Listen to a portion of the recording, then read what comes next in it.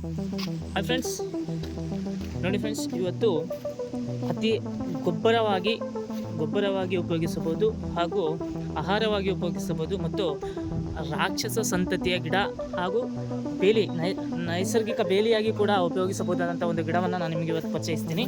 ಅದಕ್ಕಿಂತ ಮೊದಲು ನಮ್ಮ Divi agriculture and other information YouTube ಚಾನಲ್ನ ಸಬ್ಸ್ಕ್ರೈಬ್ ಮಾಡಿ.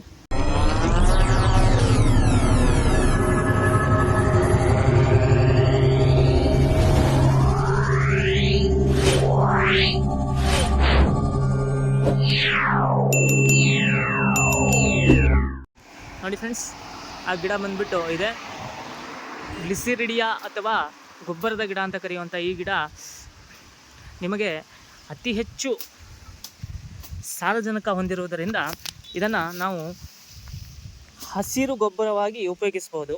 ಯಾವ ರೀತಿ ಅಂತ ಹೇಳಿದ್ರೆ, ಇದನ್ನು ಸಣ್ಣ ತುಂಡುಗಳಾಗಿ ಗಿಡದ ಬುಡಗಳಿಗೆ ಹಾಕುವುದರಿಂದ ನಿಮಗೆ ನೈಸರ್ಗಿಕ ಗೊಬ್ಬರವಾಗಿ ಬದಲಾವಣೆ ಆಗುತ್ತೆ.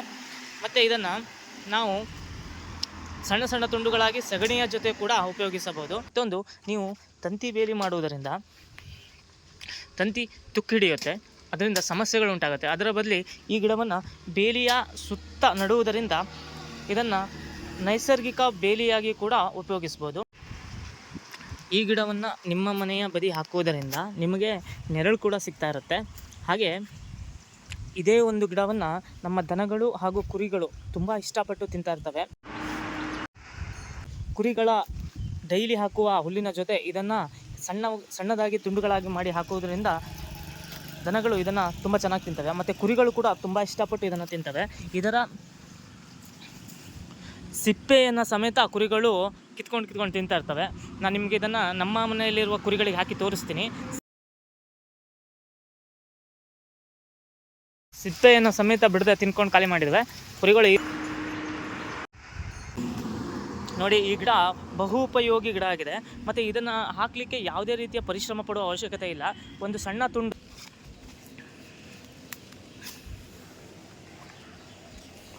ತೋರಿಸ್ತೀನಿ.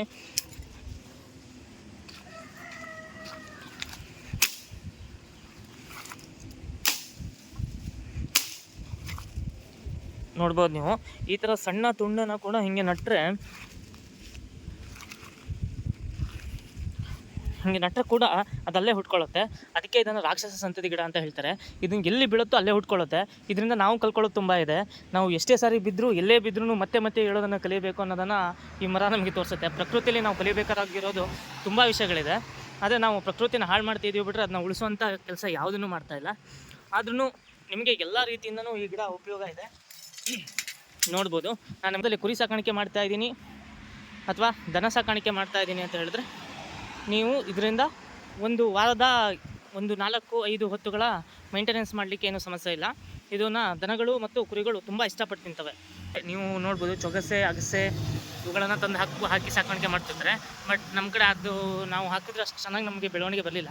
ಅದಕ್ಕೆ ನಾನು ಗೊಬ್ಬರ ಗಿಡಗಳನ್ನು ಹಾಕ್ತಾಯಿದ್ದೀವಿ. ಗೊಬ್ಬರದ ಗಿಡಗಳನ್ನು ಕಡ್ದಾಕೋದ್ರಿಂದನೂ ನಮ್ಮ ಕುರಿಗಳು ದನಗಳು ಚೆನ್ನಾಗಿ ತಿಂತಾ ಇದ್ದಾವೆ ಮತ್ತು ಹಾಲಿನ ಉತ್ಪನ್ನವು ಕೂಡ ಜಾಸ್ತಿ ಆಗುತ್ತೆ. ಇದನ್ನು ಹುಲ್ಲಿನ ಜೊತೆ ದನಗಳಿಗೆ ಕೊಡೋದ್ರಿಂದ ಸ್ವಲ್ಪ ಮಟ್ಟಿಗೆ ಹಾಲು ಕೂಡ ಜಾಸ್ತಿ ಆಗ್ತಾ ಬರುತ್ತೆ. ನೋಡ್ಬೋದು ನೀವು, ದನಗಳು ಕೂಡ ಸ್ವಲ್ಪ ಚೆನ್ನಾಗಿ ಮೈ ಹಿಡಿತಾ ಬರ್ತವೆ. ನೋಡಿ, ರೈತರು ನೀವು ಹಸಿರು ಗೊಬ್ಬರ ಮಾಡಬೇಕು ಅಂತ ಅನಿಸಿದರೆ ಇದನ್ನು ಯಥೇಚ್ಛವಾಗಿ ನಡುವುದರಿಂದ ನಿಮ್ಮ ತೋಟದಲ್ಲಿ ಯಥೇಚ್ಛವಾಗಿ ಹಸಿರು ಗೊಬ್ಬರವನ್ನು ನೀವು ಮಾಡ್ಕೋಬೋದು. ನೋಡಿ ಫ್ರೆಂಡ್ಸ್, ಈ ಗಿಡ 10-12 ಅಡಿ ಬೆಳೆಯುವುದರಿಂದ ನಮಗೆ ಆಹಾರದ ಪೂರೈಕೆಯಲ್ಲಿ ಯಾವುದೇ ರೀತಿ ತೊಂದರೆ ಆಗೋದಿಲ್ಲ. ನೋಡ್ಬೋದು ನೀವು, ಗಿಡನ ಎಷ್ಟು ಚೆನ್ನಾಗಿದೆ ನೋಡಿ. ಈ ಥರ ಆಗೋದ್ರಿಂದ ಇದು ಕುರಿಗಳು ತುಂಬ ಇಷ್ಟಪಟ್ಟು ತಿಂತವೆ. ಕುರಿಗಳು ದನಗಳ ಮೇವಿನ ಜೊತೆ ಇದನ್ನು ಮಿಶ್ರಣ ಮಾಡಿ ಹಾಕೋದ್ರಿಂದ ದನಗಳ ಹಾಲಿನಲ್ಲಿ ಹಾಲು ಕೂಡ ಹೆಚ್ಚಾಗ್ತಾ ಇರುತ್ತೆ. ಹಣ ಬಂದ ಏನೋ